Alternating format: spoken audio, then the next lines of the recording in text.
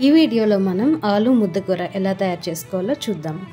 ముందుగా పొటాటోస్ని బాగా ఉడికించుకొని పీల్ ఆఫ్ చేసి మ్యాష్ చేసుకొని పక్కన ఉంచుకోవాలి.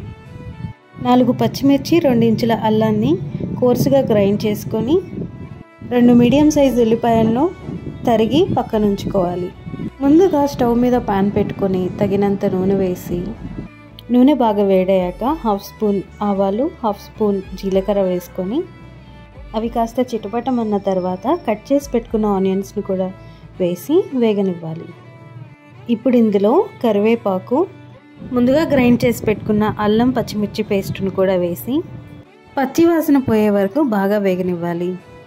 ఇందులోనే చిటికెడు పసుపు, మ్యాష్ చేసి పెట్టుకున్న పొటాటోస్ని కూడా వేసి రుచికి సరిపడా సాల్ట్ కూడా వేసి అంతా ఒకసారి బాగా కలిపి మూత పెట్టుకొని లో ఫ్లేమ్లో 3 to 4 మినిట్స్ మగ్గించుకొని స్టవ్ ఆఫ్ చేసుకోవడమే. నచ్చిందా? అయితే మీరు కూడా ట్రై చేసి మీకు ఎలా కుదిరిందో కామెంట్ చేయండి. లైక్ చేయండి, షేర్ చేయండి. మరిన్ని వీడియోస్ కోసం మన ఛానల్ని సబ్స్క్రైబ్ చేసుకోండి.